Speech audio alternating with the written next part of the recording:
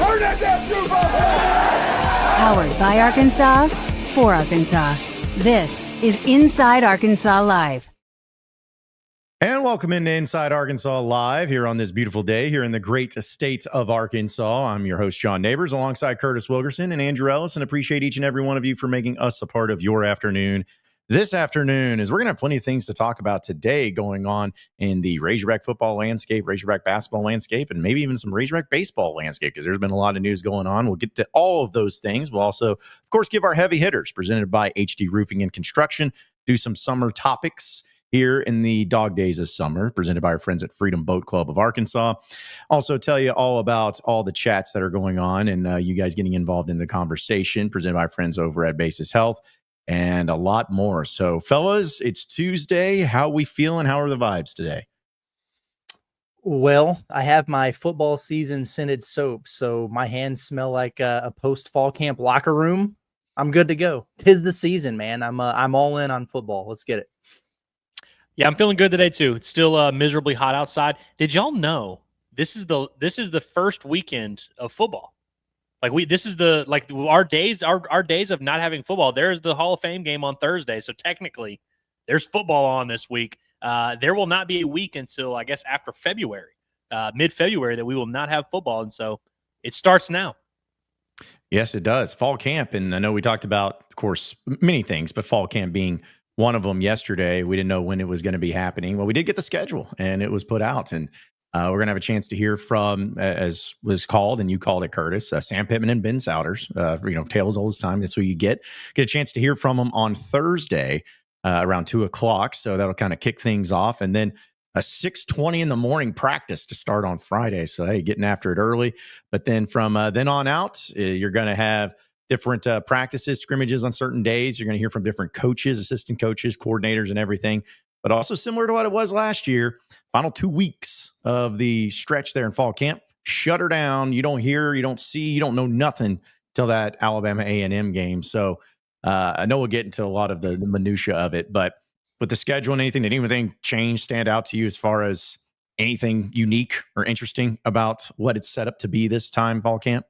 Nah. It looks like the exact same thing as last year. They just changed the dates on it, and that makes perfect sense. I will say 6:20 a.m. on day one for the media viewing. We're going to see who's about that life. You know what I mean? It's like the first day of school kind of deal. Usually that's the day where you have as many people out there as you could possibly hold, like as much as they'll let in. And then as you get a little bit further into it, like after the first couple days, some of the news folks, like the radio folks, will go out there. They'll kind of drop off. Then after the first week, when you realize, okay, we're just going to kind of see the same thing every day, then you might just have one person per outlet or two per outlet when they would send 3 or 4 out otherwise. And then right before you close it down, ain't nobody out there, man. So I like that Sam Pittman is testing the media's mettle right out of the gate. You're going to come out here. You're going to come out here at sunrise to see your Hogs. And I'm looking forward to seeing what everybody has to say about it. Should be, no matter what the prospects are for a team on a given season, whether they're picked to be, a CFP contender or at the bottom of their league, this is always really exciting. You first glimpse fall camp, everybody's excited and enthusiastic. And you just have to remember, though, that the pads aren't officially popping for like 6 days because you got to get used to the weather and get acclimatized. Yeah, I love that. I can't wait for like day 1 or 2 of practice to where it's like, all right, so who's good? Like, what's going on? It's like, well, they haven't hit each other. Nothing's going on. They're not even running any plays. Like, nothing's going on. It's just drills. But it's a great time of year. It really is. It's always exciting. And like you said, it doesn't matter what your team looks like, what they did last year, who they brought in this offseason. No matter what, it's still exciting during fall camp. If you want any further proof, just look at the world we're living in right now. I'm seeing so much buzz about Razorback football, about people just being like, dude, I think Arkansas is going to be good. Like, I mean, obviously this is coming from Arkansas fans that have like already talked themselves in, and fall camp hasn't started. And if they're excited during this particular offseason with how, traumatic and all the turmoil and all the arguing and bickering, they'll be excited during any football season. And so I truly believe like this is a great time of year for that reason. It's like a new lease on life. But you know what I was thinking about? It may seem like a punishment to the players to have them practice at 6:30 in the morning or whatever it is. And a lot of the morning practices starting off. Honestly, if I'm a player, I'm thrilled about that because I don't have to go out there at 3 p.m.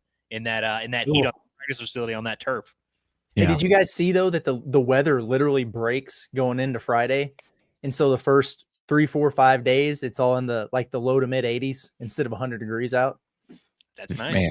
Yeah. And it's going to heat back up pretty quick, but at least they'll get broken in without it being absolutely miserable. Hell, at 6 o'clock in the morning, you're right. I mean, it might be like sunny and 75 or something. Why not? I think. Are you worried that the team is not going to face enough adversity in fall camp?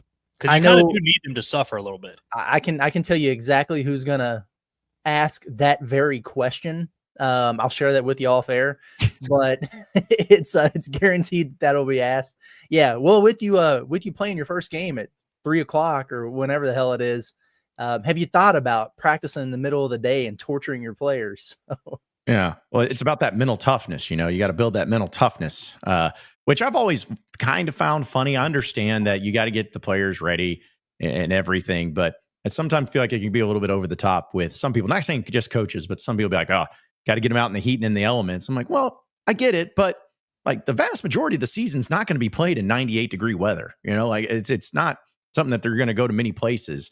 Maybe if you're in Florida or in Miami and some of those climates, but you just got to get them ready. And I think the way things change and, staying hydrated, you want to be safe and all of that. But I'm sure that there was a reason why, because correct me if I'm wrong, guys, was it last year they started doing more morning practices? Because wasn't it afternoon practices the year before? Am I making something like that up? I felt like there was a time that even Pitman addressed, like, we're changing the timing of our practices for something specific. Again, maybe I'm making something up, but I thought that there was a time where they practiced in the afternoon or something like that.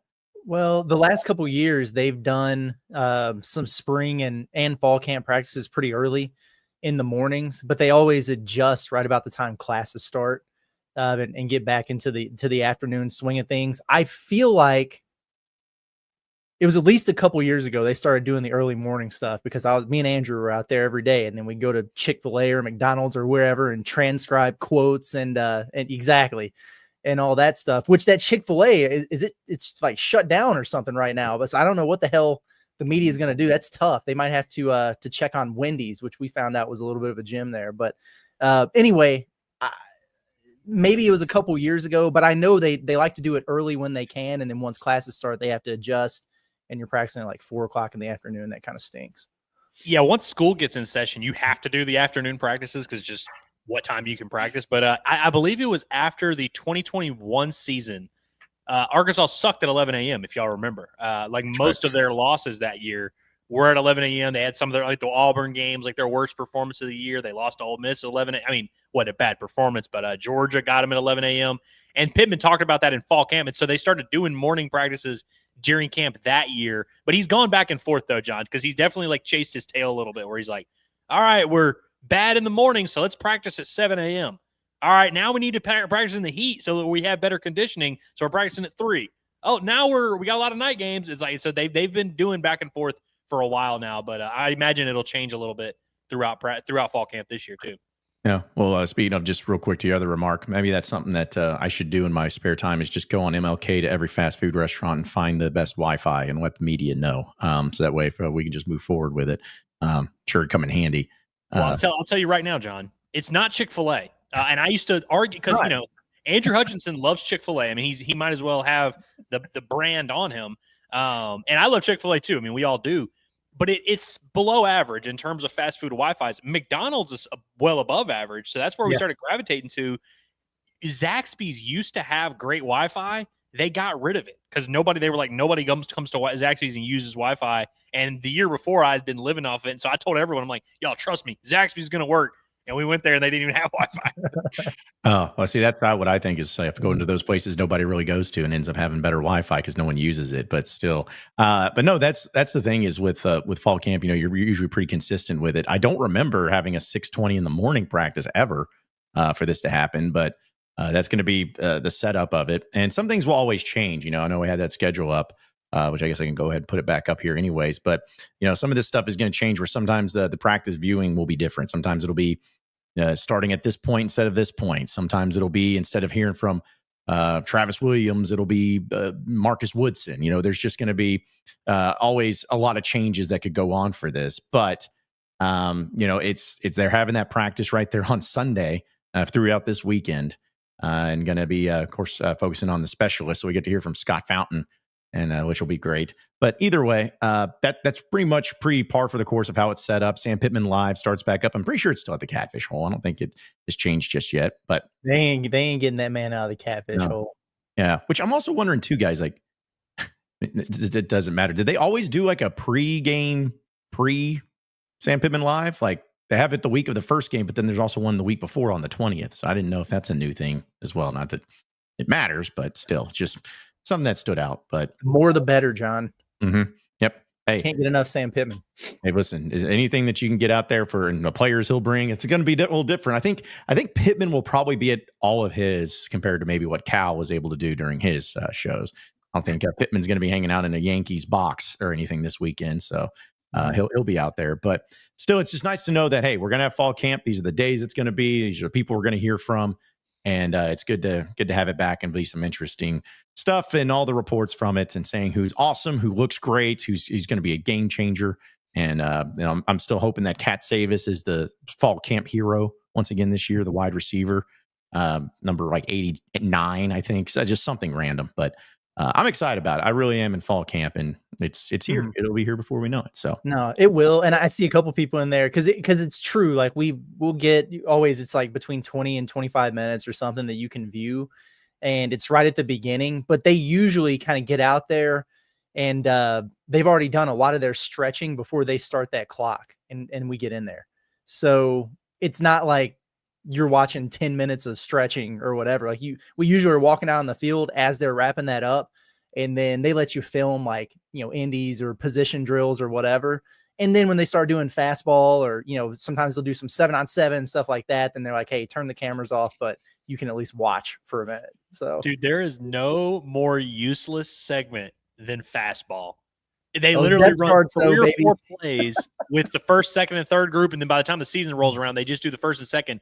And they are always the most disjointed, weird snaps, penalties, because they're doing it as fast as they can. And a lot of times, again, you're starting fall camp on Friday. A lot of these guys are new. There's a lot of install going on. It's always the most chaotic, worst situation ever. I remember leading up to the 2021 season. That was the first year I was really going to practice full time. And everybody on the Hog Sports boards were like, the offense just looks horrible in every fastball. And it's a really hard thing to look good at, especially with the offense, and you're running the same 3 plays. And so by the end of fall camp, the defense is just shutting everything down. Yeah. Well, I know we'll talk a lot about fall camp. We'll get into some things dealing with some of the things in college football and some of the lists that comes up. I want to remind everybody that here on Inside Arkansas, brought to you by our friends over at BetSaracen, it's the #1 sports betting app in the state of Arkansas. Not even close. Get in on the future bets for college football. That's going to be coming up. You have, of course, preseason games with the NFL. You have Major League Baseball still going on. And they have all the specials you could possibly want. You can download the app on your iPhone or on your Android.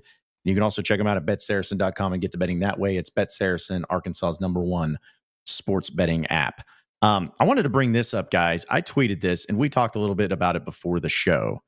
And I'm going to be honest. I did not know that this was a thing. And if people are out there in our audience that knows that this was a thing, why didn't you bring it up? Exactly. That's why I'm more mad at you than I am at myself. But Paul Finebaum, we know old Paul, who he is and what he does and everything. Last week, we know that there were remarks made by Rhett Lashlee, the SMU head coach, that triggered up a bunch of SEC people, and Finebaum being one of them. He went on SportsCenter and talked about, he's an idiot, he's embarrassing, blah, blah, blah. And then Rhett, I think, went on his show yesterday, so that was kind of funny. But either way, there was a discussion that happened last week, a week ago today, exactly, about Finebaum mentioning Rhett Lashlee and his comments and everything. And he threw in Arkansas and Sam Pittman and what Rhett Lashlee's actually doing behind the scenes to try to secure the Razorback head coaching job. Crazy stuff, but take a listen for yourself on the Paul Finebaum show from a week ago. Rhett Lashlee, who's working every angle he can to undermine Sam Pittman at Arkansas, and then he goes up on the podium today. Here's an Arkansas, a guy who made his name in Northwest Arkansas, And he's saying, and he's making fun of the SEC for only having a handful of schools winning championships. Like what is it? What has his school done? What has SMU done in that same time period, Rhett, other than be the only school in the history of college football to cheat so badly that you had your program get the death penalty? I mean, that's how great SMU is. And so Rhett Lashlee's taking shots at Alabama having won during that stretch, 12, 13 national championships, LSU having winning numerous national championships. I mean, it's such an idiotic comment, especially for a guy who is begging and desperate and undermining the current staff at Arkansas so he can be the next coach there. That is very rich. Begging, desperate, undermining the Razorback head coach, coaching staff, Sam Pittman, to get the job at Arkansas. Guys, listen, that is a bold claim, and that is a bold thing to say. What do you make of Finebaum's remarks about a current coach at SMU, Lashlee, and him and his actions towards what he believes is happening at Arkansas behind the scenes? Well, first of all, they went to the college football playoff last year, so there's that.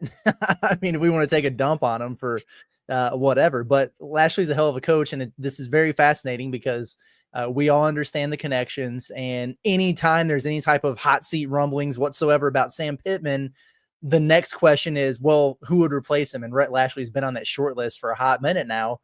And now you're hearing Paul Finebaum going out here saying, you know, not that Arkansas would be interested, but that Rhett Lashlee himself is doing some back channeling and angling to get the job. Holy cow. So it just, it kind of blew my mind. I can't believe that this hasn't been a bigger story. In fact, I'm blown away that today was the first time I heard about this.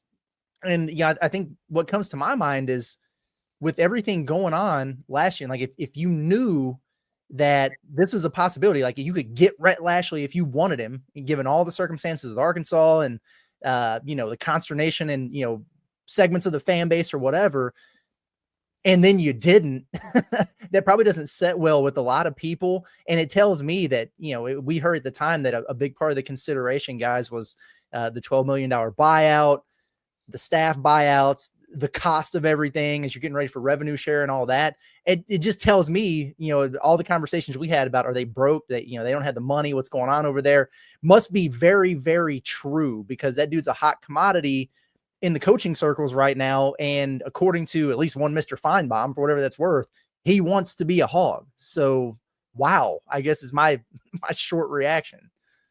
There are a lot of things that Paul Finebaum wants us to believe with these statements. One, he wants us to believe that Rhett Lashlee made his name in Fayetteville, which is just an objectively untrue statement.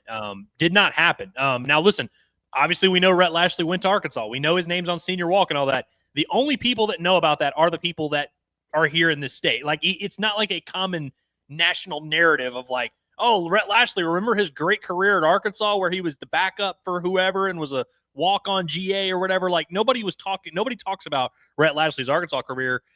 He also wants you to believe, one, that Rhett Lashlee has been pining for the Arkansas job and has not gotten it, almost implying that Rhett Lashlee could not obtain the Arkansas job, which, you know, maybe he can, maybe he can't. But like, I think a lot of people in the state would obviously welcome him with open arms. I feel like you said, Curtis, if Sam Pittman were fired tomorrow, Rhett Lashlee would probably be number 1, number 2, or number 3 on that board. Like, so if he's super interested in the Arkansas job, well, that's very much news to us because we've been kind of hyping this up for a while.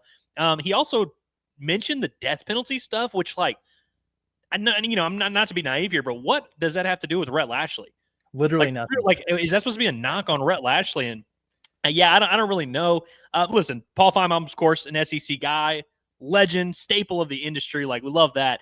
I'm having a very hard time taking a lot of what he said here seriously because some of it is just like objectively not true. I mean, like when you start with Rhett Lashlee, who's an Arkansas guy who made his name in Fayetteville, that's a tough one to sell me on. Also, I also am never really going to knock someone like, for instance, Rhett Lashlee at SMU in the ACC. Is he supposed to go out there and be like, whew, the SEC, man, these guys are nasty. We can't compete with that, man. It's like, dude, he's trying to sell his program. He's trying to sell his vision. And I understand why Paul Finebaum in his position would take exception to that, being an SEC guy, having an ACC guy. So I kind of get it.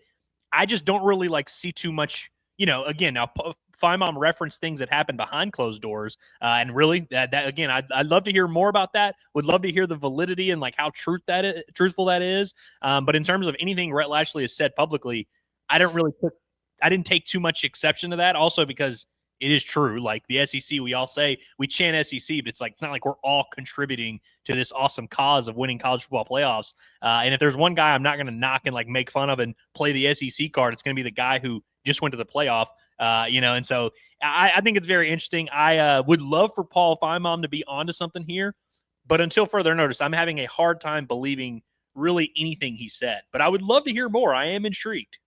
Well, my thing is as far as the comments with SMU, SEC, ACC, I don't I was in radio for many years. It's I get it. Sometimes you just make something out of nothing to make it into a talking point, a story, and it happens that way. So that is not anything. And we see it, guys, all the time, whether it's podcasters, live streamers, writers, anybody in media, especially in sports media, coming out and just being oh, here's a crazy hot take and here's a deal. All the time. But I guess it's because it's Paul Finebaum, who's on the SEC network, who is a person on ESPN. And it wasn't I could see this happening. It was a staunch double down. This is what's happening behind closed doors, is that he's begging for the job. When I went on Finebaum at Media Days, he even asked me if it didn't work out with Sam Pittman, who would be the first call. And I was well, I think Rhett Lashlee would make a lot of sense. And so, I was hoping that when I brought that up, maybe he knew something then. It was well, I've been hearing that this. So maybe it's just him making stuff out of thin air. Maybe there's something to it. But if there's not, so let's just play the fun what if game. What if all of that is true? What if that has been going on? I'm going to be honest. I don't like that from Rhett Lashlee. I'm not a fan of that. I'm not a fan of trying to sabotage or trying to undermine. When you have your own school that you've been at the playoff and you got your own thing and you're over here saying, man, what is it going to take, man? Hey, I hear this. Let's put this in and let's do this. I feel like that was a horrible look for Rhett Lashlee if it's true. And if it came out to be true, I think it's a horrible look. And you can say whatever you want about Sam Pittman. You can say about, hey, I'd rather have Rhett Lashlee than Sam Pittman. I'd probably agree with you. But the way to go about it, I would not like that. And I would not like that type of behavior to have from somebody, especially if I'm an SMU fan, I'm dude, what if this is true? What the crap are you doing? Shouldn't you be focused on our season and not worrying about undermining Pitman or anything like that? Again, not saying it's true. Could very well just be a shot in the dark. But if it was, I would have honestly a little bit of an issue with that from Rhett Lashlee's perspective. Yeah, I got to be honest. I don't have an issue with that at all. You've got a coach in Arkansas who's been on the hot seat since he got the job. And, at some point that's going to happen. He's at SMU. Do we really think that that's going to be his last stop? Is that Rhett Lashlee's dream job? We know their situation with, hey, ACC, don't pay us. Just please let us in your league. Of course, he's going to be looking around. And, hey, if you're having a great year like he did at SMU last season, we'll see what they do this year. But you're trying to strike while the iron is hot and get to your next destination, which might be a final landing spot for you. And so for me, I'm not bothered by that at all. I think it just depends on how you go about doing it, because is he telling the truth? Is he embellishing? He didn't really give any details there, but he just used some strong language to describe what was going on. But is that his agents, reaching out to Hunter and some people behind the scenes? Is it, we have friends who are boosters or donors or influential who, hey, get the word out that the job comes open, Rhett wants it, he'll take it, whatever. That kind of stuff, it just happens every single day, everywhere in the country. Eric Musselman did that every year he was at Arkansas. He tried to get the Texas job 3 times, while he was at the Razorbacks. And it didn't take away from his focus on the job or really the job that he did until the last year when things had just completely hit the fan. So I'm not nearly as upset about the potential of that happening. I get it. I know that's part of how it works, but I would be interested to have some more details before I made a final determination, because how Paul Finebaum describes something and how it might actually be going down could be 2 completely different worlds. Yeah, for sure. And like, look, I can do the bit of like, we're all Hogs, of course, so we're going to be partial to our university, the team that we cover, the team that we love. And so, if anyone's doing anything that we feel like is negatively affecting Arkansas, yeah, we're going to take exception to it.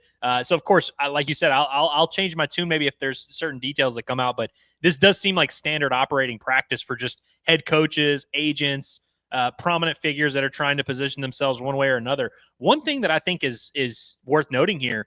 Last year, Rhett Lashlee's salary to be the head coach at SMU was right around $2 million, which is not terribly dissimilar from what Bobby Petrino is making as the OC and what Travis Williams is making as the DC at Arkansas. And this is the head coach of a playoff team in the ACC. Now, I know SMU or whatever they're doing is like not taking ACC funding or whatever, but a head coach at a big-time program made basically what an SEC OC makes. And so I think for someone in Rhett Lashlee's position, in his agency, I think you would probably like this time last year, or really, in the November, December, January months, that would be the time for you to be positioning yourself publicly and tying yourself to other jobs. And so I have close to zero doubt that like this is the result of that, whether it was Rhett Lashlee's agent, Lashlee himself, or whatever, kind of really making that Arkansas thing a real viable plan for him, and maybe doing some, planting of some seeds with the board of trustees, or planting some seeds in the fan base, or talking to some boosters,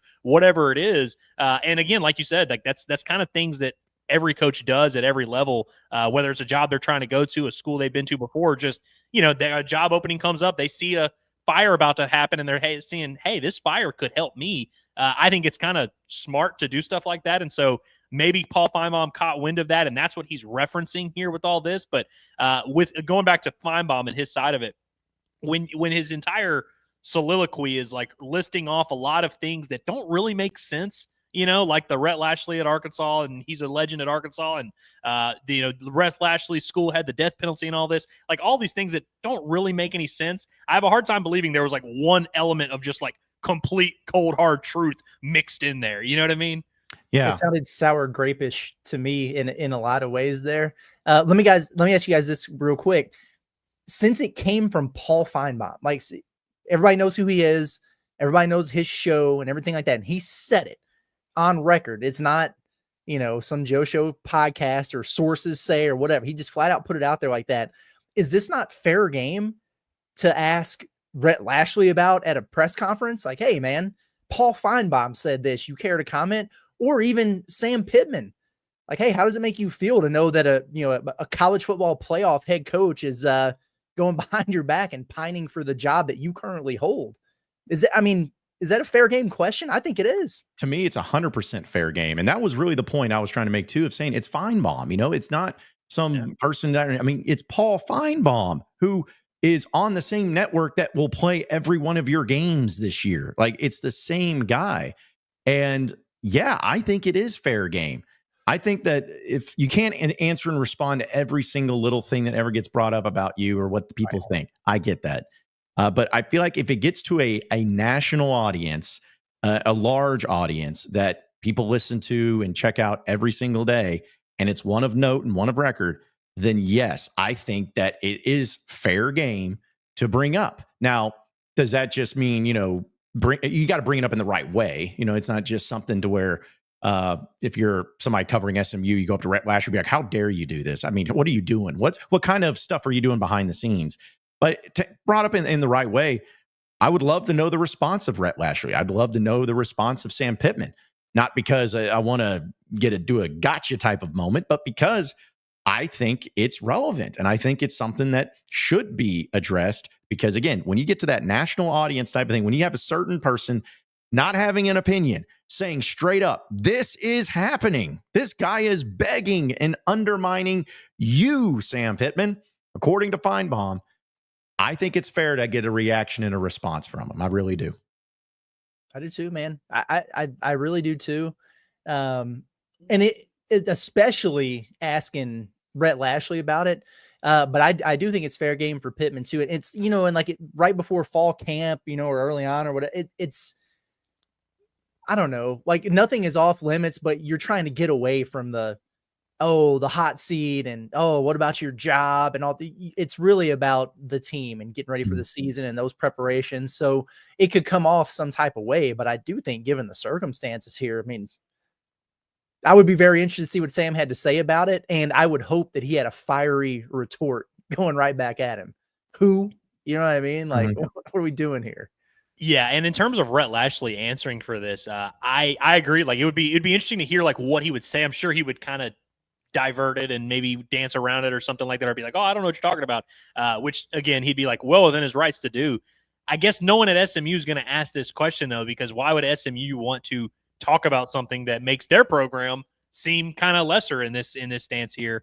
And when you're viewed as lesser in comparison to Arkansas in this particular stance, that's a really tough one. Coming off a playoff run with your head coach who you just signed to a big extension, and now you're hearing this stuff about like, oh, wait a minute, he's actually pining for his alma mater, and what's going on here? But I honestly, I can't imagine Rhett Lashlee would ever publicly comment on something like this. But to your point, Curtis, I do hope Sam Pittman is asked about it, because I think his response would be interesting, although he would probably downplay it if I had to guess. Well, what I would hope Sam Pittman would do, because we know he loves these types of jokes. We've heard him say it. I just wish he would just be like, well, you can tell Rhett to undermine these nuts. Like, just do something like funny like that, of just, like not say anything, not even give it the thought, but just move on. He won't, but saying it would be funny to see. But yeah, I think the responses would be fascinating, and not to try to make it into a completely different scenario and story. But that was one of the deals when I remember the rumors that were going around about Razorback basketball going behind the scenes.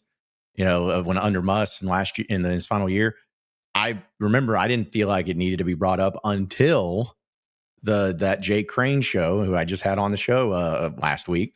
They started talking about it in depth. The whole thing. I was like, okay, so now maybe you need to say something, and they did, and that's their choice. That's fine. But I just in these moments and at this point, which also occurs to your point too, if you're going to ask it, it needs to be asked maybe towards the end of the press conference on Thursday. Like if it's gonna, don't bring it up 2 weeks from now when they're banged up on the defensive line and you gotta ask him about it. But if you're gonna do it here soon and do it towards the end of a press conference, because it does, like you said, they're focusing on their team, they're focusing on their players, and the earlier the better if you're gonna ask them about it.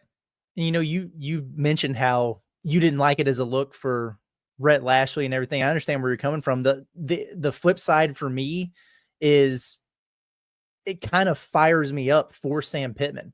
Like this pisses me off for Sam Pittman, even though like, hey, if and when Sam Pittman is ever no longer the coach at Arkansas, if Rhett Lashlee was the guy, I think I'd be pretty happy about that. I think he's a good coach. I think they'd be fun to watch, whatever. But there's just something to be said about when a guy has a job. It's like trying to kick him when he's down or go behind his back. Even though that's part of the deal, it still doesn't set well all the time. So more than me being upset about Rhett doing it, it just kind of pisses me off for Sam Pittman, to be honest with you. So I'm ready to rally behind the man. Let's go. Yeah, I'm with you on that. And I think if I'm Sam Pittman and I'm seeing any of this stuff going on, it definitely would piss me off. And I think one of the things that drew us to Sam Pittman originally is that he doesn't really care about public perception. He is not super aware of what people are saying, what people are thinking, and how to curry favor with the right people. And I think that authenticity is what made us fall in love with Sam Pittman. And now here we are in 2025, and I'm like, damn, I kind of wish Sam Pittman cared a little bit more about perception. I kind of wish he cared a little bit more about what people were saying. And to an extent, you don't want to be the guy who's waking up every day and you're like, you're searching your name on Twitter. What's everyone saying about me? Like, obviously you don't need to be that. But I do think public perception and how other programs view you, how other programs recruit against you. You remember whenever Sam Pittman really took exception to other schools recruiting against him for his weight. He took a lot. He didn't take that well at all, and nor should he. And so I think there's a level of, you don't want to be keeping a list of everyone who's ever wronged you and freaking out about it and losing sleep over it. But I do think there's something to like taking some of these things personally, especially when it comes to how you are viewed nationally and by players and recruits, and how your program is viewed. And so I think it definitely is something that should piss Sam Pittman off. And if I had to guess, it probably does. Yeah. And last thing before we move on, because I know we'll get to your chats, folks. Appreciate everybody tuning in. The last thing is like, to the point of the thing that I take issue with on Rhett is just the wording in that if, again, we're assuming these are allegations, these are just, it may not even be true, but just assuming that if Paul Finebaum, what he said is true, I would take issue with it. It's because the undermining part. It's the thing where it's one thing if you say you want the job and that you'll do whatever. But if you're intentionally like going behind the scenes and trying to sabotage stuff, like that's what I would take issue with. But saying that you want the Razorback job and, hey, Sam Pittman's, he may get fired this year, and if he does, I'm there. In fact, I'm rooting for him to get fired because I really want the job. I don't have a problem with that. But if you're actually like intentionally going behind the scenes and trying to, make things more difficult and make it worse on you as a head coach of another school in a different conference, that to me is just kind of weird. If that was true, that would be the thing. I think we starred someone's chat who asked a similar question. I don't want to steal their thunder, and maybe we can find it. But like, what would that even look like? You know what I mean? Like, how would you even? Yeah, there it is for David. How does a guy at SMU undermine a coaching staff at another school exactly? It's a great question. Mm-hmm. Other than just the typical stuff that you do. I mean, are we to believe based on what Paul Finebaum's saying that Brett Lashlee has the means and the resources and the backing, and he knows the people to like stage a coup here? Because if he did, it would have happened last year. So I don't know. It's interesting. I agree wholeheartedly with what you're saying there, John. I just don't know what that would even look like. Like, how do you really undermine? And I don't know. That's why, like, I don't want my stance to just be as simple as Paul Finebaum's probably full of it. But I don't know how to interpret this as anything else other than he said something and maybe was alluding to something and maybe was mad at Rhett Lashlee. I really don't know. Again, that's why it's like, if you're going to say something like that, I kind of need you to come back and clarify like what you meant, like what happened. Tell that story, because if you really have something, that's a story people want to hear. Let's hear that story. I have a hard time believing there is an actual story there. I think it's maybe one of those things he heard offhand and, was making this rant about Rhett Lashlee and SMU and was like, this is probably what I should throw here. I mean, he was grasping at straws the rest of the comments. I mean, like the death penalty thing and all this other, it's like, I'm not saying for sure that Paul Finebaum just made it up, but I have a lot of those questions as well, and I would like to know the answer to them, but I have a pretty firm idea that we're probably not going to hear anything about this. Yeah, and the only thing I could think of when it came to the undermining, if what that would even look like, is if he is just really that close with certain boosters or board of trustee or something like that, like best friends, which is not completely and totally out of the realm of possibility, because I know for a fact that there are and have been donors, boosters, and board trustees that have been very close with Gus Malzahn. So it's like, it's not out of the realm of possibility. But to me, that would be the only thing, is that he's getting in cahoots with the people with power and money and trying to force something. But as far as like, is he going in and, calling recruits and being like, just Sam Pittman, he actually kills cats at night. Like, I mean, is it stuff like that? I don't know. But I guess here's my big question though. If this is true and like Rhett Lashlee had this like witch hunt and he was trying to plant these seeds, why did it not work? Like, why is he not the head coach at Arkansas? Is it because those board of trustees guys were like, no, come on, man, we love Sam Pittman. All the money guys were like, no, we're gonna give Sam Pittman the 14th most money in the SEC to build his roster. We can't fire him. Like, if this is true and like Rhett Lashlee made a real push to try and be the head coach at Arkansas, why did it not happen? And again, that comes back to the main point I have of like, Paul Finebaum wants us to believe that Rhett Lashlee wanted and wants the Arkansas job and is unable to obtain it. And I don't think those two things can be true. No, I think it comes down to money. I really do. I mean, that was their whole basis for not moving on from Sam Pittman anyway. Yep. $12 million buyout for him, the buyouts for the rest of your staff, and the $20.5 million revenue share that you're having a hell of a time coming up with. Yeah. And if they had to pay that, there's just no way they would have been able to do it. Exactly. And so it could have been a deal where it's like, Rhett will take the job. He wants the job, whatever. But then they, those people with money, if we're going to believe this to be true, we're probably looking at it going, yeah, but we'd have to pay this to get rid of everybody. We still got to come up with this money. We'd have to pay you. We'd have to pay your staff. And, I'm not saying we're broke boys around here, but the allegations are out there. Yeah. Yeah. Especially other than that, I don't have a logical explanation for it. No, I don't either. I mean, other than of course the athletic director's salary, there's really not a thing that they're spending a amount of money, if I could speak, because I do it for a living, amount of money on anybody. So, or anything, but either way, fascinating stuff though. Fascinating stuff. Thanks, Finebaum, for the Tuesday content. We appreciate it. Let's go ahead and look at what the chat's got going on with the vibe check into the chat presented by our friends over at Basis Health, where they're changing the way healthcare is delivered by providing mobile medical visits to the comfort of your very own home. A doctor will come to your home for urgent care, primary care, IV hydration, and so much more. It's Basis Health. They are here for you when and where you need them the most. You can learn more at basishealth.org today. You can also check out that little QR code right there. Appreciate them and appreciate our guy Dre for being a part of Inside Arkansas each and every day. All right, let's get into your chats that I'm sure are really good. Let's go to the super chats first off with Landon Jackson. Congrats on the Bills. Hopefully, glad you could get off the PUP list. But he says John doesn't know it yet, but every day he's talking himself into a 9-3 season on his Locked On show. I am not. I promise. I promise. Like, if I know me, I would already be at 9-3 right now if I felt it. Like, that's just the case. There's nothing that's going to happen in fall camp that I'm going to be like, oh yeah, 9-3. So after 6 months of saying otherwise, I am of the belief that John Neighbors will have the highest win-loss record projection for this Arkansas football team of our group when we do it.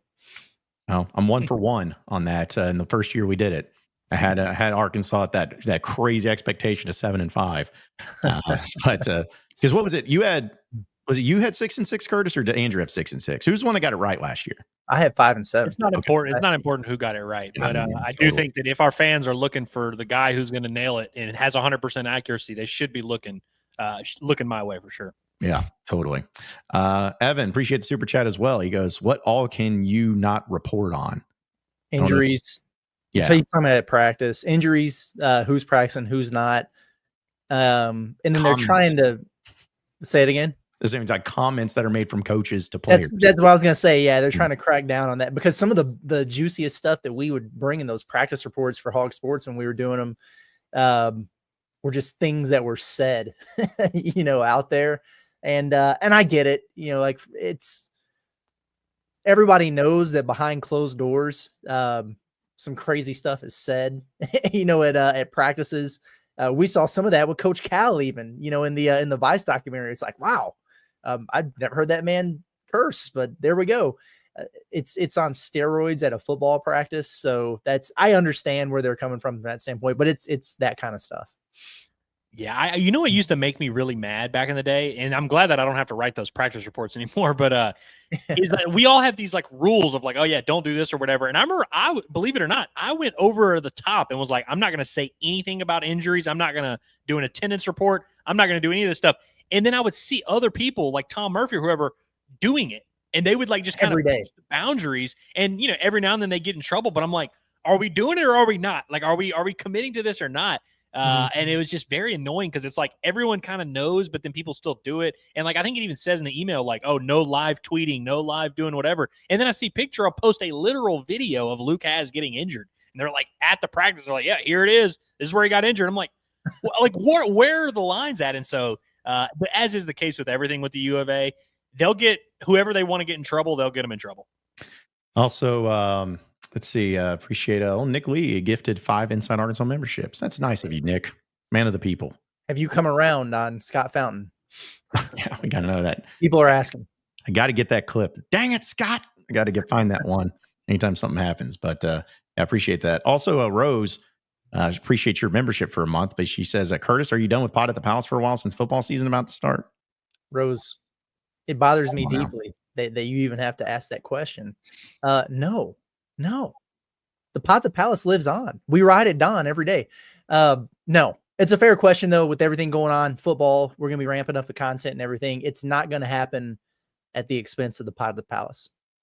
It'll be in your feed at 6:00 every morning. You could have a nuclear apocalypse, and Curtis is still going to be talking about the transfers in the portal right now, like who's going to be coming in. I mean, you can go listen to my public apology to DJ Wagner this morning if you want. Yeah, which also I need to do too for wearing his jersey and doing that as a grown man at a media event. So I need to jump on. That was good. That was actually a token of Inside Arkansas's appreciation of DJ Wagner. I'm glad that you did that. So 3J Wagner had to make sure of it. I'll have to tell you the new nickname that Kentucky fans have given me. can't say it on the air, but that's a good one. I know it is. Oh, okay. Probably seen it. Let's see a few other things too here. Heartbroken Hog. Oh, he's just talking about the intro. He says, I love how much Jalen Williams' line say, don't be satisfied because we're not done, because that is an embodiment of what it takes to win in sports. Never be satisfied with where you are. Yeah, it's almost like that's why he's in the NBA doing well and he's a champion. Love it. Absolutely love it. Yep. Let's see. You got Brady saying, did you guys see how fast Mike Washington is? It's the long legs. I did see how fast he was. Was he the fastest on the? No. CJ Brown, I think, was the fastest. And this is top end speed, like your highest miles per hour, right? Yeah. But Mike Washington was up there. I guess he was in the 22 mile per hour club. Here's what's fascinating to me about Mike Washington is that he's one of the fastest guys on the team. And apparently he's benching like 365 or something and squatting 600 pounds. So he's like the biggest, fastest, strongest, most athletic player on this SEC football team who was average at New Mexico State last year. So maybe they stunk and their offensive line was really bad or something. You know what I mean? But you were also playing against the teams that New Mexico State plays. So you'll have some better supporting cast around you, but then you're going to be playing against much better defenders. I'm just anxious to see how it translates with him because it sounds very much like he was really impressive during spring football. And obviously he looks the part and has the measurables and everything. But then you go look at the track record and you're just kind of like, yeah, but you know, does really make all that much sense? I don't know. So we'll see what it looks like. I know a lot of people are already trying to have him supplanting Braylon Russell, you know, as the bell cow. I think it's probably going to be a fairly even split, but Mike Washington will definitely be someone who has my attention throughout the course of fall camp. That's for sure. Yeah, ever since he got on campus, we've heard nothing but good things about him. Like, and seriously, and like, you know, you'd think that's the case with everyone. It really isn't. And so I think if you're a Hog fan looking at Mike Washington, you have to kind of be talking yourself into this idea of, hey, change of scenery, you know, being a part of a, you know, real program, SEC facilities, all this is going to bring out the best version of him. And, you know, he's older in his career. He's more motivated than ever, all that, yada, yada, yada. But that is kind of my big question, Curtis, as well. And I also just go back to leading up to the 2023 season. Everything that you could say about Mike Washington, multiply it by 7. We heard that about Rocket Sanders. Now, Rocket was coming off of, by the way, a monster sophomore season. So it was a lot easier to believe all these things about Rocket. But I remember hearing, hey, he's the heaviest he's ever been, and he has the highest top miles per hour on the team. And, man, he's doing all this great stuff. He's a figure in the community and blah, blah, blah. And then the 2023 season rolls around and, you know, was not really healthy, behind a bad offensive line, never really worked out. Turned out he was too heavy. They felt like he needed to lose weight. And so it's like kind of ended up being all those things that we heard about were actually just not real. And so I'm kind of cautious. Anytime a running back for the rest of time tells me their top end speed, I'm going to be a little bit cautious where I'm like, I don't know. Yeah. Well, and kind of to it is like what Curdy Wilkes says in the chat. He says, do you think our Hogs could have the best rushing offense in the SEC to cater and kind of piggyback off of that? My thing is like, if say Mike Washington, yeah, it would be great if he was next level, elite, rush for over 1,000 yards, everything like that. But I'm also not looking at Mike Washington saying you have to do that in order for this team to succeed. Like, you don't have to have him being 1,000-yard rusher. It'd be cool if he was, but you just have to be a good, solid running back that doesn't turn it over. Runs downhill. You know, when you do get in the game, you block well for tailing. You run your routes. Sometimes I just feel like, you know, people get so wrapped up of like, yeah, you want everybody to be elite, which I get. But somebody like Mike Washington, knowing the expectation, knowing the place we came from, I'm not looking at him and be like, "Ooh, man, he better be able to do some stuff." It's like, just don't make mistakes and do the simple things, and you'll be fine. And that'll be exactly what Arkansas needs. Real quick before we move on from Mike Washington, I see this comment here that says, Jaquinton Jackson didn't do much at Utah. Not a true statement. But when he got here, everyone kind of knew he was the guy.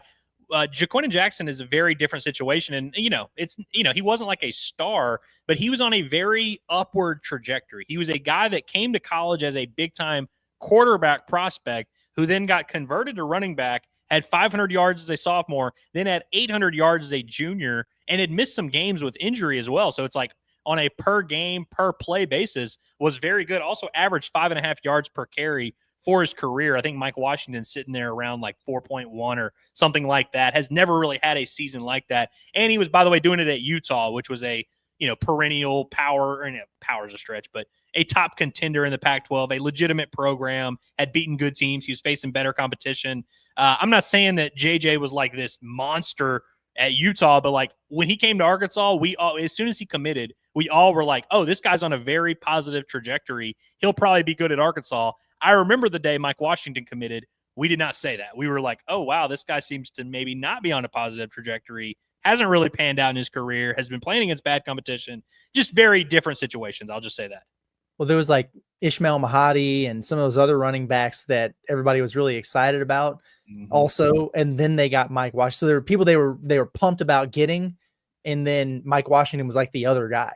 And they wound up getting. Doesn't mean he won't wind up being a good player. And like we said, he's been a standout since he got to campus. And that's great. I'm just interested to see how it all translates to the SEC. Like the answer to the question about will Arkansas have the best rushing attack in the SEC or whatever it was, the answer is probably not. But can it be a potent one? Absolutely. It strikes me, as more of that. I guess, was it 2021 when they had so many guys who had 500 plus rushing yards? So I could see that with Mike Washington and Braylon Russell and Taylon Green, and like those three guys combined all being factors in the run game. You can mix in some of those other guys all you want to.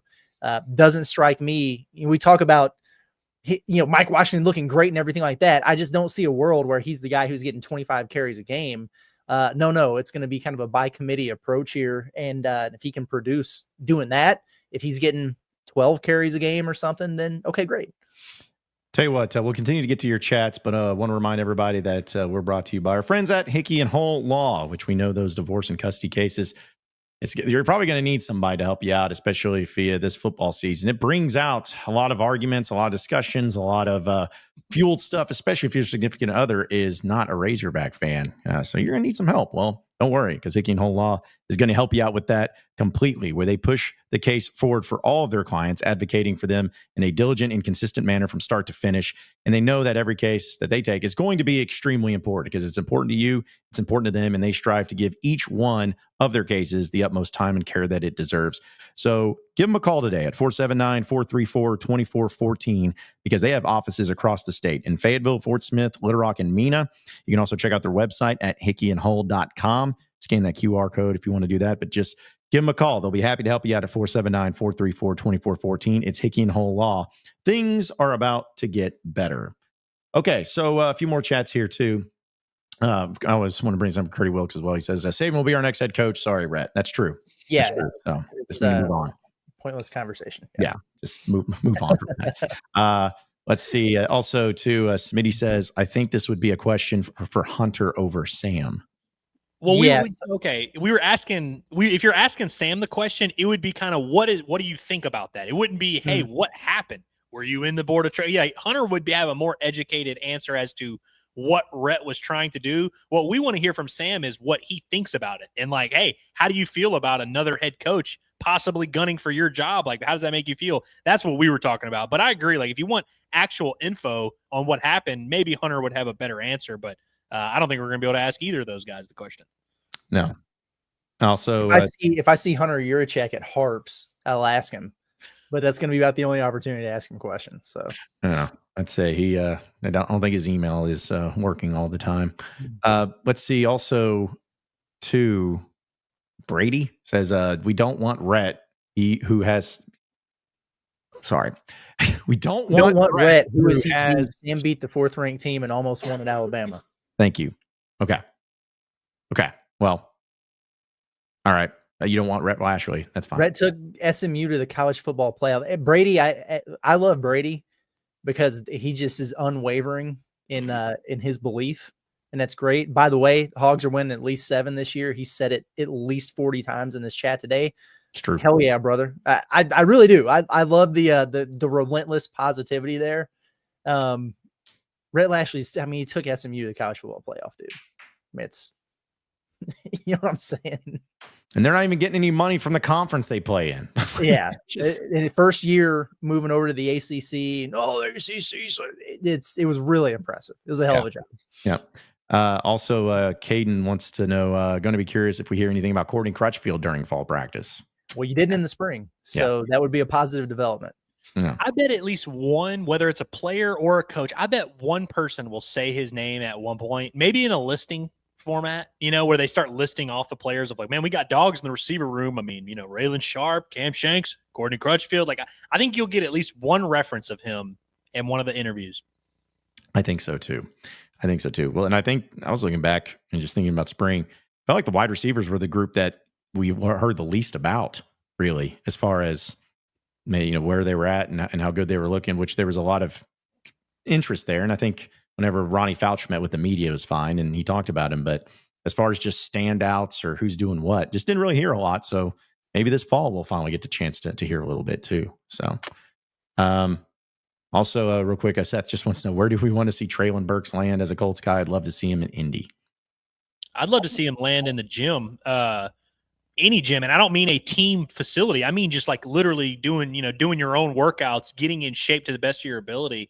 Obviously when you're playing on a team, like I remember when he was at Arkansas, do y'all remember Sam Pittman they said they had to sit him down prior to his junior year. And they were like, hey man, like I know you show up to the team workouts, but like, you can't just hunt and fish all summer. Like everyone else is out working, running routes, doing whatever. And they had to kind of talk to him about that while he was at Arkansas. Now, of course, with his talent was able to win out in the SEC and, which says something about how talented that kid is, that even in the SEC, he was able to win off of just talent alone.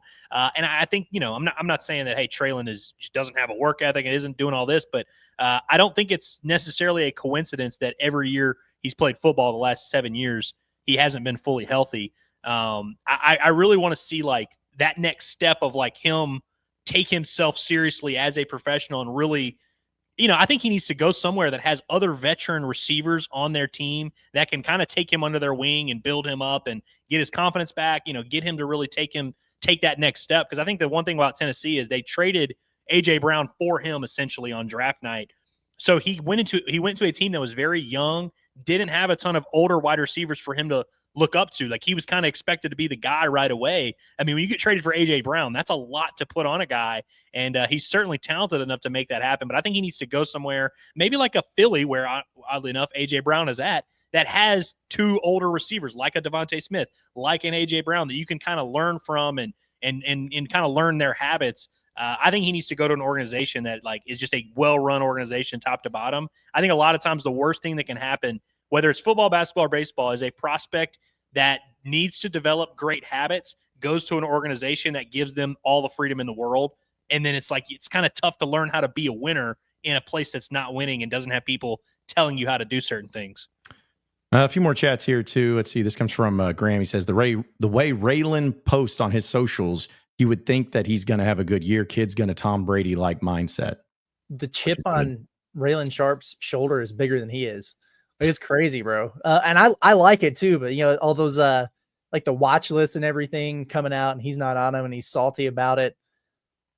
Okay. But I like that. I really do. And when you're just being honest here, what was he listed at in the update on the roster? Like 5'9", 165 or something. You have to operate that way and have that type of mindset to be his size and do the things that he's done. And that's at Missouri State. It's at Fresno State. And then it's obviously here at Arkansas where he's trying to prove his chops in the SEC. And from most accounts, he's been, 1 or 1A in terms of receivers that have impressed and solidified themselves on this football team. So I like the way that he operates there. I know some people see it and it's like, bro, what are you thinking, man? But you have to live that if you're a guy like him. And I've grown to appreciate him even more because of the way that he posts out there. Bet on yourself, man. Good for you. Yep. You remember when Raylan Sharp was visiting the schools and he listed out, he's like, I'm visiting this school on April 13th. I'm visiting this school on whatever. And he like listed them all out. And we were like, this kid's great. He just gives us all the information. Yes. Yeah. He's an SID's nightmare, but he's giving out all the information for it. Also, I like this question, and maybe I should have made this one like the Alumni Hall question of the day, but it comes from those band geeks. What would be the most intense home game environment? My call is Mizzou at the end of the year, presuming we had a couple of good wins under the belt. Notre Dame has that potential. If Arkansas walks into that 4-0, it's going to be a buzzsaw. Even at 3-1, although that loss If they lost before that, it would probably be Ole Miss, I guess. So there would be a week removed. But I think that one's got a lot of potential to be pretty intense. It sucks that it's at 11 a.m., but that's okay. Outside of that, Texas A&M, depending on how Arkansas is looking at that stage, they could be 4-2 or something going into that. I don't know. But I think people have been looking forward to getting that game in Fayetteville, so that might qualify as well. I like the Missouri idea. Like if Arkansas's had a good season and there's a little bit on the line there, that could be a good one. Yeah, I bet and to be clear, we're saying intense for the other team, right? Like we're not saying what's going to be the most hostile, like that we feel, right? Because that's a little bit different. And with Razorback Stadium, I think so. Yeah, right. I think that's what he's saying. I think the Notre Dame game is probably going to be that, just because you see the ticket prices already; they're ridiculous.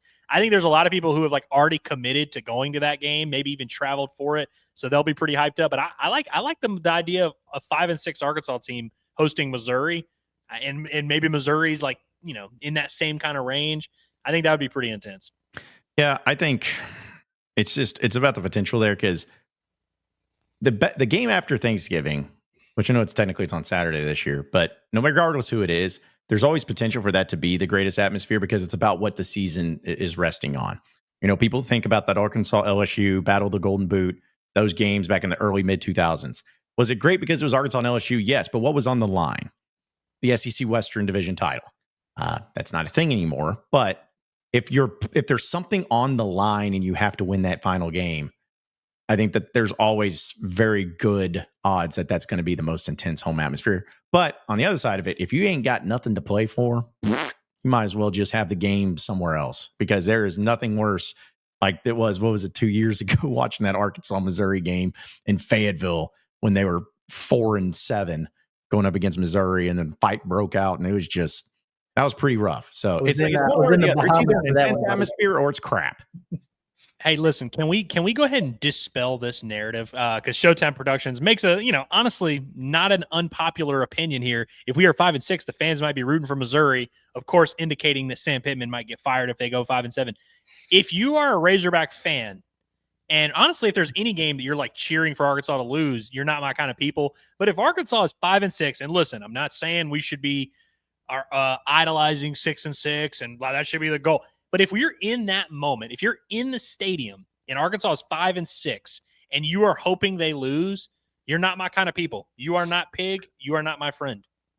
Well, and also too, I'm looking at it this way. If you think that, hopefully it's not this way, but if you think that Juracek or whoever is going to be making the decision to keep Sam Pittman or to fire Sam Pittman going into the final game at 5-6, and if he goes 6-6, he stays. If he goes 5-7, he doesn't.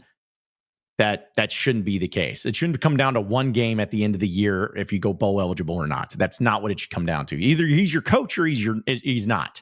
It should be as simple as that. I'm not saying it will be, but it should be. So regardless, but I'm with you, Andrew. I don't like to do that stuff as rooting against the team you root for in general because you want to change. That's just not. There's no tanking. It's not like you get the number one overall pick. If your team sucks, there's none of that going on. And to your point, not a guarantee that if Arkansas goes 5-7, Sam Pittman would be fired. So it's you could root for them to lose and then still run it back with him. That's true. We'll have more of your chats as the show goes on, but let's go ahead and get into our heavy hitters presented by our friends over at HD Roofing and Construction. We know that storms can hit unexpectedly. It's pretty hot out there right now, but storms can happen at any point in time here in Arkansas. We all know that the weather's always crazy. So make sure that your roof is intact and ready to go, because there's nothing worse than when those storms come and you got a leak in your house and you got your own property getting wet and getting ruined, and then you have to get it fixed after the fact and get insurance companies involved. It's just a mess. Well, go ahead and have HD Roofing give you that peace of mind with that free inspection, because they are always going to make sure that they rely on that professionalism, top quality materials, and expert installation for all of your roofing needs. So call them today at 501-428-0429. That's 501-428-0429. You can also check out their website at hdarkansas.com. It is HD Roofing and Construction. All right. So again, we'll get to your chats, but getting into our heavy hitters for today on the show. Hopefully I didn't steal yours, Curtis, because I think maybe you retweeted this yesterday. So if I did, I apologize. But I just want to give a shout out to Bryce Harper, because listen, whenever there's a problem with people and leadership and players and coaches and all that stuff, you always think how cool and fun it would be if somebody yelled at somebody else or got in their face, but it's professional. It's a business. It's a very big organization and everything.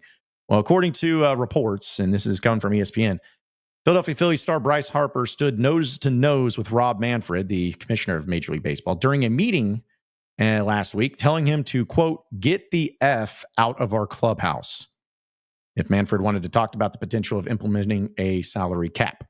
The confrontation came in a meeting, and one of the 30 that Manfred conducts annually in order to improve his relations with teams' players that lasted more than an hour. So either way, you always talk about somebody saying that and sticking up for things. I know Rob Manfred, a lot of, not all maybe, but at least a lot of the baseball fans I know do not like him. I just want to give a lot of credit and praise over there to Bryce Harper, still just being a guy. He's not afraid of anybody. He's not afraid of the commissioner of the sport that he does to say something like that. So to me, he's my heavy hitter because that was quite the hit and it was quite heavy there towards Rob Manfred. Yeah. Don't try to come between Bryce Harper and his $250 million. It's risky business. I like that though. Stand up and say it with your chest. Apparently Rob Manfred dropped an F-bomb right back at him. And then they hugged it out by the end of the deal. Sometimes it's just what you need to do. You get a bunch of passionate men in the same room. They just hash it all out, and things are said, and feelings are hurt. But you walk out of there, and you're over it. And you're all friends again. Yep. Whatever they got to do to not have a lockout next year, I'm all for. I don't care what it entails. Just don't have a lockout. Yeah. Yep. Yeah. No, I'm 100% with you on that one for sure. That's right. So yeah, that's my heavy hitter though. Okay. Well, I've got 2-1 just real quick. Shout out to Matthew Musselman. Yeah. He's got a job, a big boy job, and Gus Argenal hired him. So he's going to be an assistant on UC Riverside staff under Gus. So good for him. He was a GA with Arkansas. Was he with? Yeah, I guess he was at USC as a graduate assistant there with him last year. So congratulations to him. Sure, he'll do great there under Gus. At first, when I just saw it out of the corner of my eye, I thought it was Michael. And I was like, no way. That's crazy, bro. But yeah, little Matthew getting in on the action there. So it'll be a really good experience for him. Yeah, it's the other son that yells at officials and other teams and talks trash. So yes, that is exactly right. And before he joined the staff, we heard that loud and clear. I remember in Buffalo. I think Buffalo was the main place where he was really getting after it because him and Miss Danielle and some others were right behind us on press row. I was like, dang, brother, he's really letting it go right there. It was a risky endeavor putting him on the bench, but I don't think he ever actually got Arkansas Tech. So good for him. And the other one, I'm just going to play this in the background. Okay. And let's just take 1 minute and watch this clip of Malik Ewan at an open run for, college players in Atlanta, just casually getting buckets, leading the break, hitting threes, dropping dimes out there against his peers. Sometimes I hate these videos because it's like it's Ben Simmons hitting unguarded middies and folks are like, he's in the lab. He's been in the lab. But this gives off, you guys remember Hoodie Mello? Yeah, Andrew does. Hoodie Mello vibes is what I get from this. Just, busting asses, showing off the versatility. It's going to make him a matchup nightmare in the SEC. He's going to have Brandon Garrison twisted up like a pretzel. I'm just really excited about Malik Ewan. And anytime I can get video of him basically being a 6'10 guard, then I'm all for it, man. So shout out to him. My heavy hitter, Malik Ewan. Curtis, you know who I saw a gym video of them taking some jumpers? Who's that? Rudy Gobert. I saw him the other day, just like catch and shoot. He was with the lethal sniper guy, the like shooting coach guy, one of the guys, not Drew Hanlon. There's another one that's like a prominent shooting guy. He was with that guy, and he was like just at the top of the key, just catch and shoot. And I'm just like, get out of here, bro. He's been in the lab. Yeah, love to see that from Malik Ewan. And look, I haven't seen anything that would make me. I have no reason to not like Malik Ewan. Like, I'm not saying he's going to be a world beater or anything, but I have not seen anything that like makes me like nervous about him or like, are we sure he's going to be good? I'm excited for him. Another guy I'm excited for, sticking with the Razorbacks just a little bit, Parker Coyle will be returning for his senior year at Arkansas.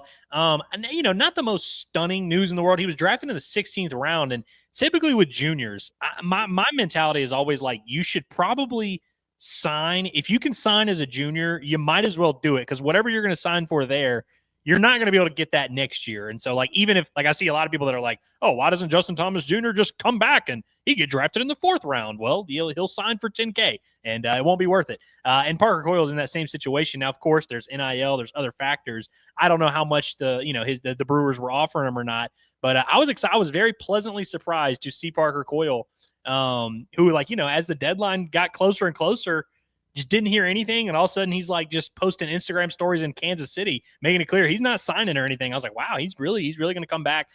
That's a big time addition. Of course, the Joey Volchko news devastated the Diamond Hog community as he announced he's going to Georgia. That was a tough blow. I mean, it was a very tough blow. And matter of fact, we're gonna have a bombastic podcast episode today where we basically reassess just kind of where we're at with the pitching staff and does Arkansas have enough? And it's still a very valid question, because there's some questions that you got to answer. But a real good way to answer them is to get your returning ERA leader back, get your senior left-hander back, basically your top lefty out of the bullpen. We'll see what they do with him next year, but whether it's starting, closing, middle relief, probably all of that and everything in between, Parker Coyle is going to be able to cover a multitude of woes for Arkansas and just gives them some stability that I feel like they really need. Got another left-handed kid out of the junior college ranks the other day, and so about a week ago, it was like, man, does Arkansas have any left-handed pitching? Now it's like, damn, they've got like 5 or 6 really good lefties. They're going to be pretty solid. And so we'll see how it shapes up, but still devastated about the Joey Volchko thing. But Parker Coyle coming back was a very nice surprise that is going to be a big deal for Arkansas. And I feel like it's cool to have these guys doing the one more year run it back thing. Andrew, maybe for one of these members only streams, you can play the pre-recorded Joey Volchko commitment video. I will play the pre-recorded Igor Rizov video. We can just get that out there so we have some use for it and let the people know what could have and should have been. Dude, I broke down video of Joey Volchko throwing. Like, literally had him like at Team USA last year. I'm like, now here's a slider. Here's how a slider moves. Sitting here, it was the best video I've ever recorded, Curtis. It was the best I believe it. than ever, and it'll just never be used. Yeah, that would be fun though. It's just, if you could just go back in the archive of everything, if like anything that you've had a story written on or anything, just to look at that would be fun. That would be pretty fun. RIP to my Jaden Johnson enters the transfer portal story that I wrote like 3 years ago at Hog Sports, and he just never entered the portal. Just finished his career at Arkansas. He's a hog dog. Yeah, that's brutal. Let's see a few chats though, because I know I have our summer topics and few other things there too. I wanted to bring this up from Hunter. I'm pretty sure he gave us a super chat about this the other day. He did. Yeah. So, but here it is again. Appreciate the super chat. TG for Heisman. No. Maybe after a quick, quick 10 minutes of seeing him in practice, of him stretching and whatnot, maybe then. But right now, no TG for Heisman just yet. But after he throws for 5 hundo and rushes for 100 and has 7 total touchdowns on Alabama A&M, we'll start the chant. Yep. We can we'll start doing it. And what was it? Kenny Trill? Do you guys remember that when he was at Texas A&M? He had that one game against South Carolina to start the year. It was after Manziel, and everyone was like, Heisman. He's the Heisman. He's the guy. He's the Heisman guy. And then he really didn't do anything else the rest of the year. So he got benched, I think, halfway through the year. Yep. Yeah, that's a tough look. Tough look when that ends up happening.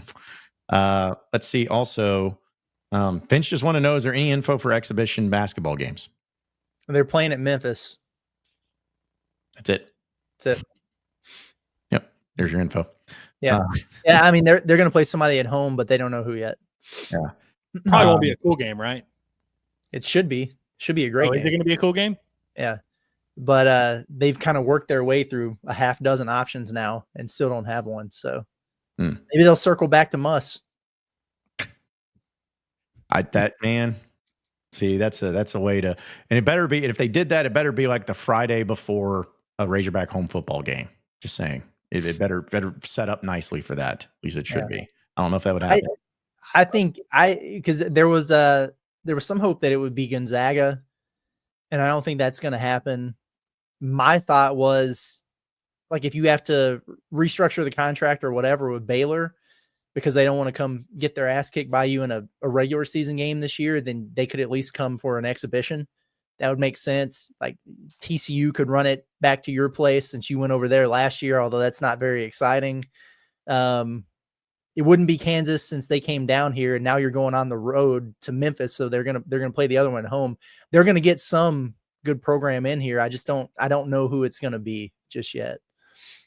Yep, and also I think we addressed this, but Evan just wants to say, so is the pod of that nature starting back up, or is that one defunct? As we mentioned, it's not defunct. It's just going to be branded differently because we got our super intense meeting of content and creative minds tomorrow.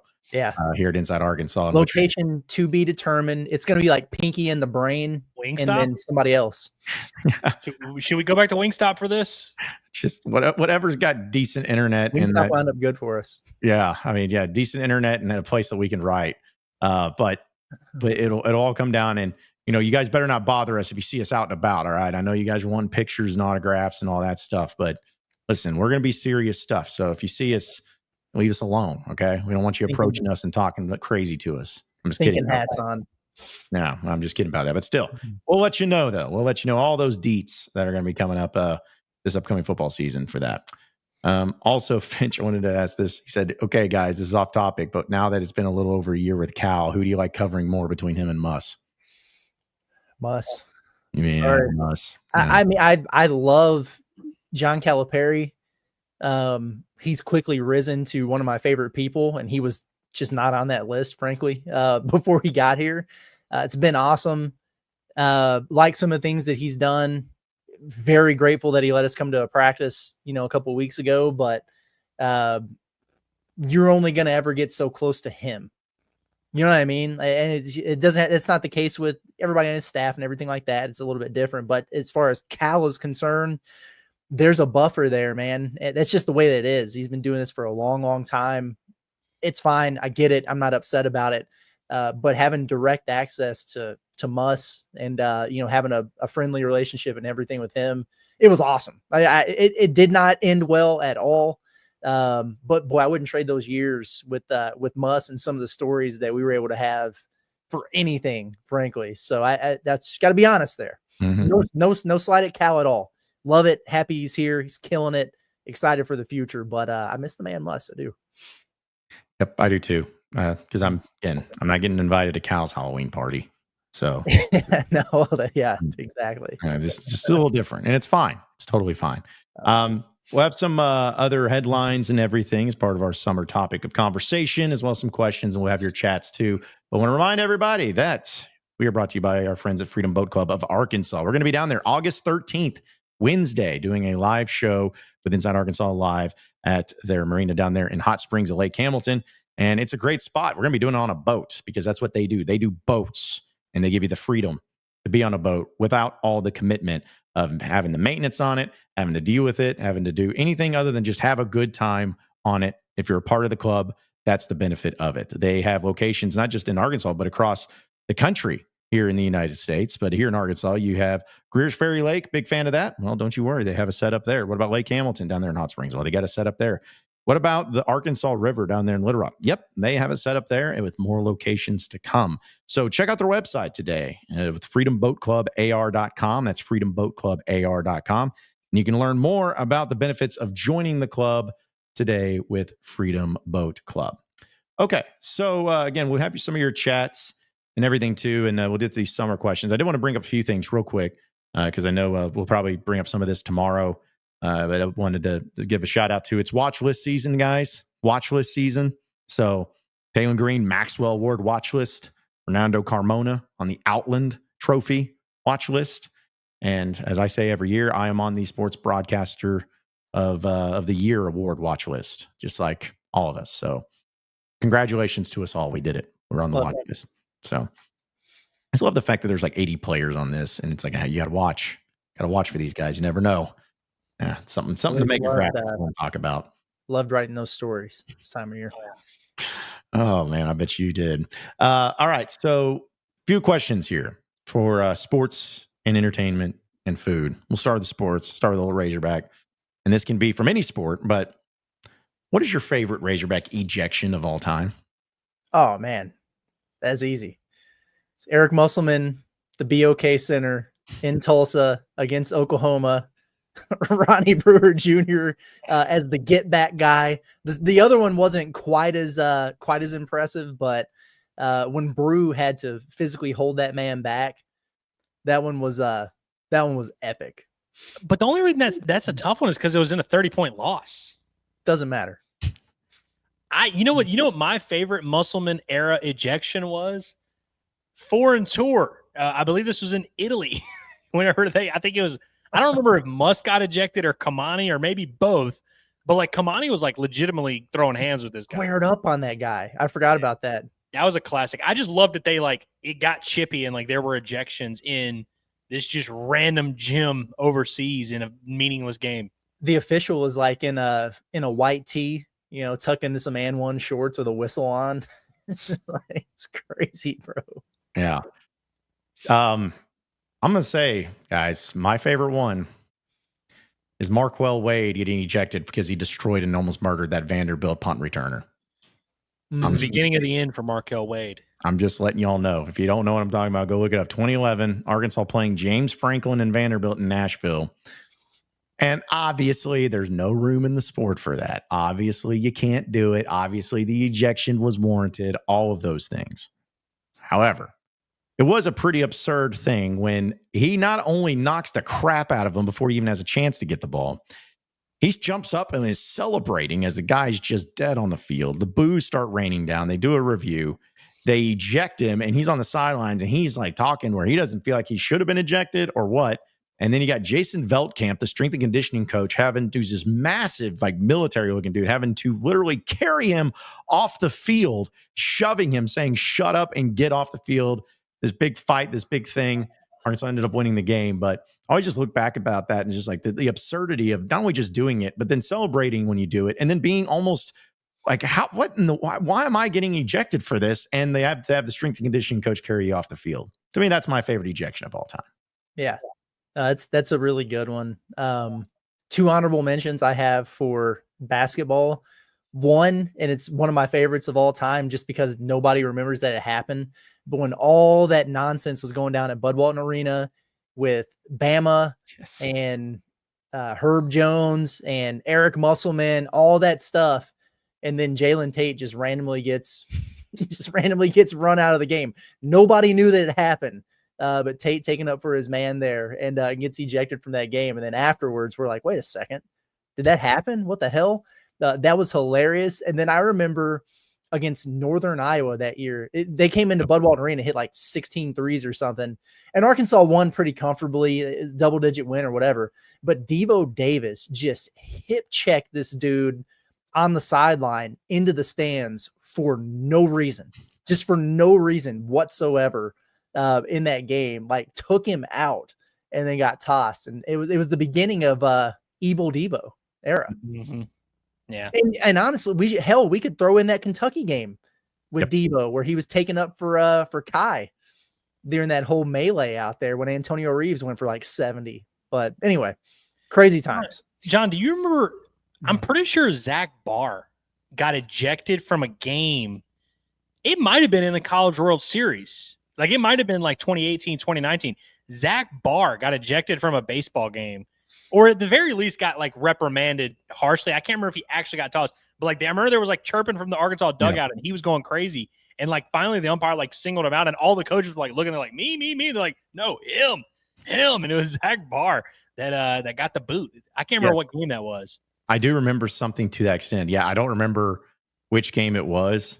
But yes, I do remember that. It's kind of because who got the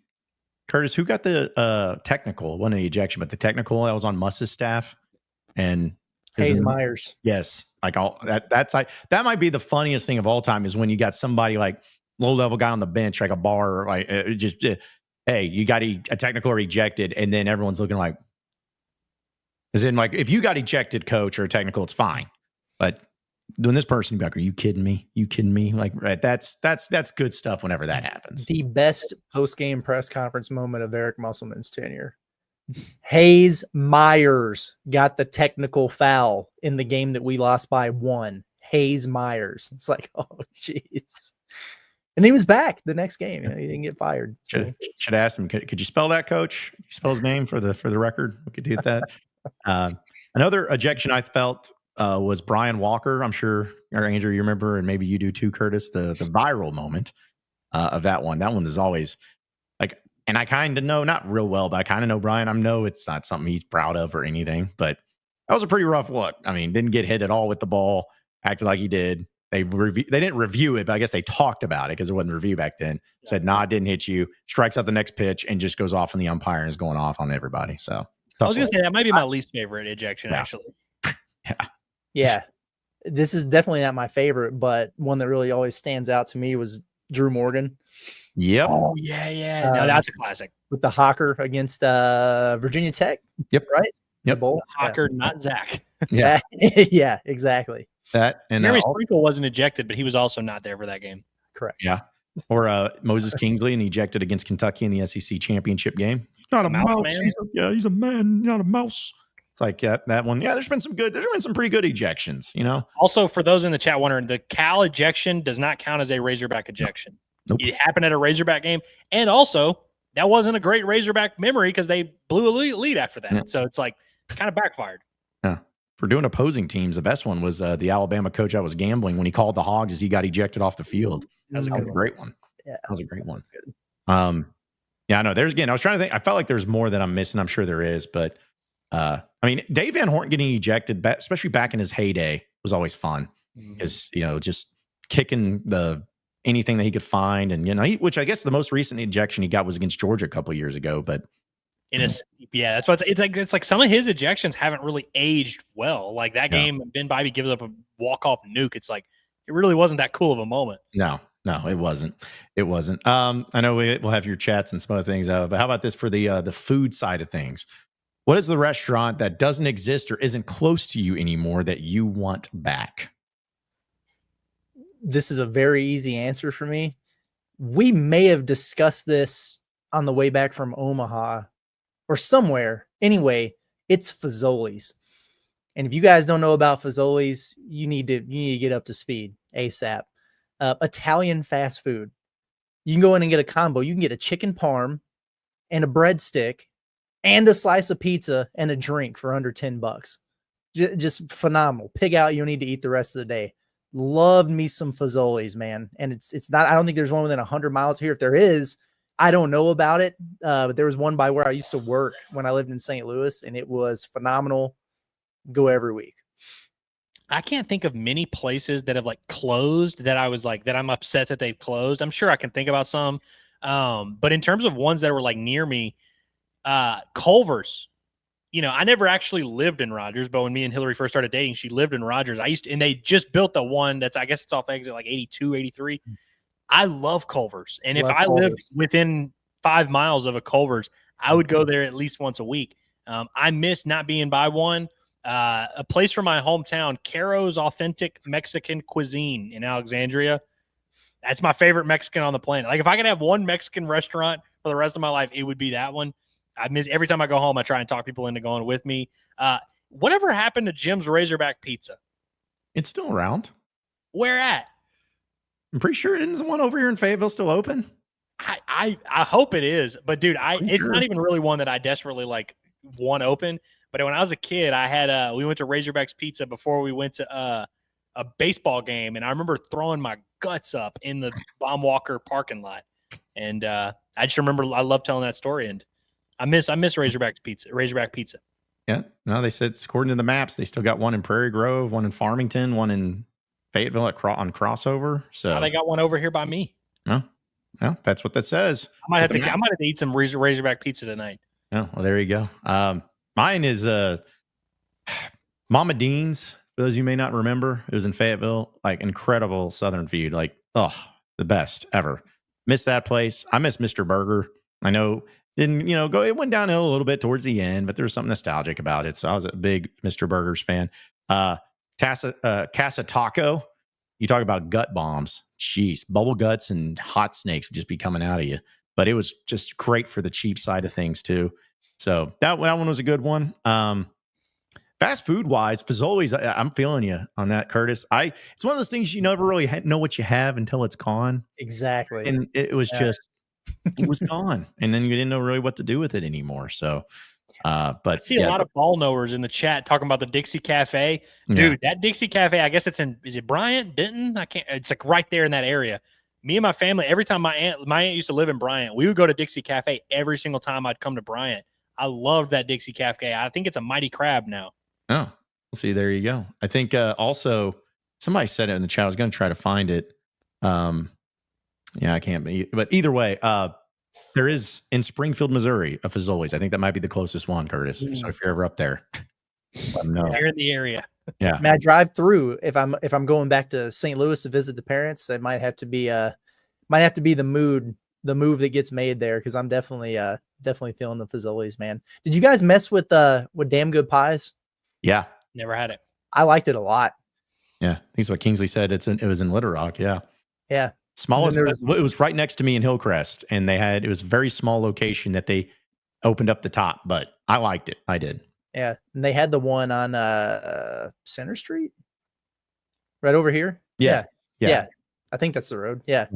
But I never got to eat in there because when I moved here, everything was shut down for COVID, but we would pick it up all the time. And I really liked it. Curtis, you might be having to go to Springfield soon because Michelle wants a Lambert's and you want Fazoli's. I might just have to pack up and head up to Springfield.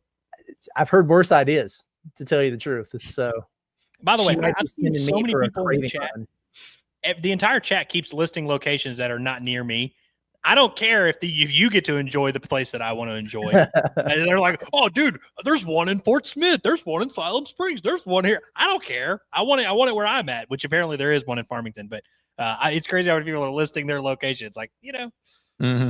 Now, listen, we could do this all day because everyone's got their own opinion on it and a bunch of restaurants that used to exist. So, and finally, before we get into the chat, the entertainment side of things, who is your favorite entertainer, as in musician, artist, actor, whatever, from the state of Arkansas?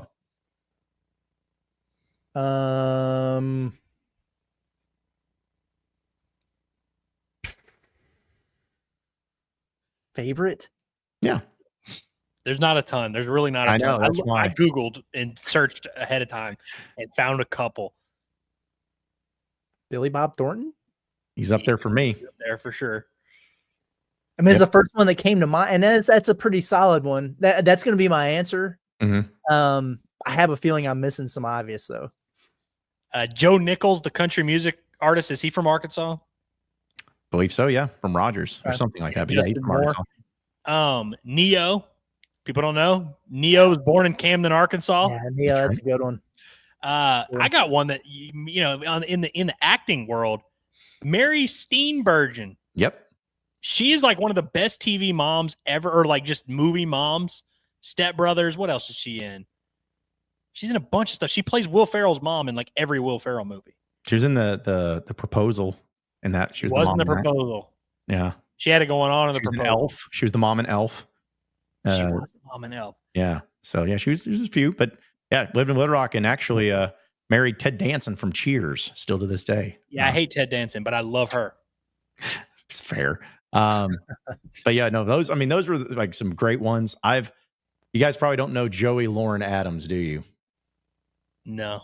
So if you ever saw Dazed and Confused, or if you ever saw Biodome, or if you ever saw any of like the Kevin Smith movies, or even if you saw Big Daddy, she played in that movie.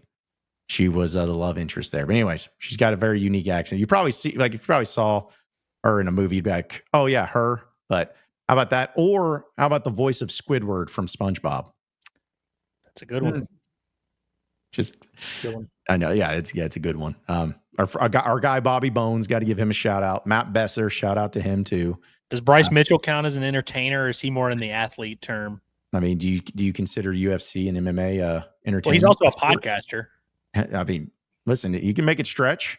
You can make it stretch there. I'm glad that nobody brought up the Duggars. That's good. And reality stars. Yeah. Glenn Campbell is another one, a famous murdering entertainment. I don't think so. Hopefully not. Hopefully Women not. love that true crime stuff, man. Tell you. It's Who killed John Benet Ramsey? That's what I want to know. And I don't think we'll ever find out that mystery, even though we keep trying 20, 25 years later. One day it's going to come around and everyone's going to know about it. So, but yeah, it just shows that there's been some, but not a whole lot from the state of Arkansas as far as entertainment and everything goes. But, I don't know who will be the next big thing. But then there's always some random people that I'll find out is like from Arkansas. I'll be like, oh, really? Like that girl that's in that movie, in that show, Cobra Kai, that I like because I'm a Karate Kid fan. It's like her daughter's like, yeah, she's from Pine Bluff. I'm like, oh, yeah, of course. Totally. Why not? So either way. All right. Let's see a few of your chats before we roll out of here for today. Let's see. Pablo says, y'all see former Auburn running back Kerryon Johnson being asked on X if he's proud to be an Auburn Tiger, and he replied with, LOL. Got a lot of people upset. I did see that. People were very mean in response, but I did see that. Yep. They were mean in their response, and I got to be honest, it's kind of mean of Kerryon Johnson to be like, I don't really care. I get it, different coaching staff, all these things, but that was pretty funny. As a non-Auburn guy, I enjoyed it a lot, but I would be livid if anybody from Arkansas did this. Well, my thing is, not to kind of bring up something different, but it was like, made me think of our guy Quinn. I haven't seen him in a while, heard from him. So I wonder if he was a reply in that tweet, because I feel like if so, he probably had something to say. Yeah. Probably did. I know what I'm saying. Like the Twitter's been weird today, so I haven't been receiving notifications like I should. So maybe he did, but still. Also, I thought, okay, no, I did bring up that one already. Grant just wants to say the team needs mandatory beet juice replenishment after each practice for this year's fall camp. Sure. Yeah. In honor of Kevin Cobbs. Yep. For Kevin Cops. Also, Heartbroken Hog says, I'm excited because football is the greatest sport on earth. Nothing is more entertaining and unpredictable. Vegas could protect Arkansas and have half wins, and I'll still be stoked for football season. So good. That's the way it should be. I'm very excited for football season for sure. Yeah. I'm excited to see how some of it goes down and what actually comes from it. But but here's the deal. It's like, we're going to get the taste of fall camp, and then guys, but like 2 weeks before, once fall camp starts wrapping up and we don't get to see it, it's like, all right, let's just get into the season because we do not care about this anymore. Like, let's just go ahead and make it work. But still, going to have the coverage and talking about it each and every day here on Inside Arkansas. So that'll do it for us, fellas. Any final thoughts before we roll out for the day? The Pot of the Palace is not in hibernation just because of football. Just want to reiterate that it's going to be back in the morning. So check it out. Thanks. Stay curious, boys. All right. There's that. And then only final thought I have is we posted on social media today, but if you or someone you know is looking to be an intern with us here at Inside Arkansas, you can apply for a fall internship here by just going to insidearkansas.com/internship. Fill out the form. We'll go through it. And if it's somebody that we actually think would be good here or could learn from it, then maybe we'll give you a call. Actually, I'm just messing with you. We want to get all of the internships to apply and all the potential interns. So be sure to do that, as we'll be doing that here soon and getting you ready for the fall to get a great experience at a great company with a great group of guys. So hopefully that's sold it to you. But either way, check that out for us. And we appreciate each and every one of you listening and watching into Inside Arkansas. Be sure to subscribe to us here at Inside Arkansas on our YouTube page. You can also check out all of our social media at Inside Arkansas and our website at InsideArkansas.com for all the latest and greatest up-to-date information on all things Razorbacks. And that'll do it for Andrew Ellis, Curtis Wilkerson. I am John Neighbors. Same sports show, same sports channel tomorrow at noon. Have a great rest of your day, everybody. We'll see you then.